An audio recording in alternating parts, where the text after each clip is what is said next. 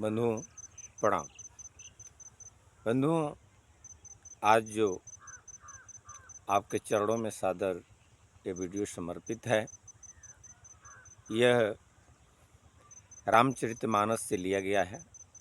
ये रामचरितमानस के किष्किंधा कांड में प्रातः स्मरणीय बाबा गोस्वामी तुलसीदास जी महाराज लिखते हैं कि उस समय की बात है कि जब भगवान राम के द्वारा बाली का वध हो जाता है और बाली जब पृथ्वी पर गिर जाते हैं, उस समय भगवान राम बाली के सम्मुख लक्ष्मण सहित खड़े होते हैं। और जब बाली के सम्मुख भगवान राम और लक्ष्मण जी खड़ा होते हैं तो बाली हाथ जोड़ करके भगवान राम को प्रणाम करते हैं और बाली भगवान राम से कहते हैं क्या, उन्हीं चौपाई को आप लोगों के चरणों में सादर समर्पित है। यानी बाली भगवान रामचंद्र जी को देख करके कहते हैं का कि धर्म हेतु अवतरे हु गोसाई, हमारे हु मोहि व्याध क्यों नाही, मैं बैरीशु ग्रीव प्यारा, अवगुण कवन नाथ मोहि मारा। यानी भगवान रामचंद्र जी को देख कर के बाली कहते हैं कि हे भगवान, हमने ये सुना था कि आप धर्म की रक्षा करने हेतु अवतरित हुए हैं, अवतार लिए हैं, लेकिन आज हमको एक व्याध की तरह छुप करके मारे। क्या यही धर्म है आपका? और मैं आपका कैसे बैरी हो गया और सुग्रीव आपका कैसे प्यारा हो गया?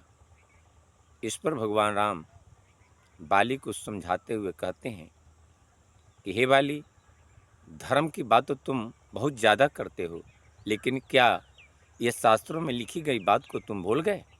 कि शास्त्र में लिखा गया है कि अनुज बधु भमनी सुत नारी, सुनु सठ कन्या समय चारी, इन्हीं को दृष्टि बिलो कहीं जही, ताहि बधे कछु पापन होई। यानी भगवान राम बाली को समझाते हुए कहते हैं कि हे बाली, ये शास्त्र विदित है, शास्त्रों में ये बात कहा गया है कि अनुज वधु यानी छोट भाई की औरत, भमनी यानी आपन बहन, सुत नारी यानी बेटा की औरत यानी अपनी पतोहू, और कन्या, ये चारों एक समान होती हैं। और इन चारों पर अगर कोई भी व्यक्ति कुदृष्टि से देखता है तो ऐसे व्यक्ति के वध कर देने में भी कोई पाप नहीं लगता है। जिसमें बाली एक पाप किए थे कि अपने छोटे भाई सुग्रीव की औरत को जबरदस्ती अपने पास रख लिया करते थे, रख लिए थे, जिसका प्रायश्चित बाली पर लगा था और उस प्रायश्चित का भोग बाली को भोगना पड़ा। तो बंधुओं, बात यही कहनी थी कि भगवान रामचंद्र जी के द्वारा ये जो तथ्य दिए गए हैं, ये तथ्य आप लोगों के चरणों में सादर समर्पित है। इसी के साथ आप लोगों को प्रणाम करते हुए आग्रह भी है, निवेदन भी है कि आप लोग कमेंट में ज़रूर इस चौपाई पर अपना कमेंट दीजिएगा, ताकि यह आप लोगों को कैसे लगा।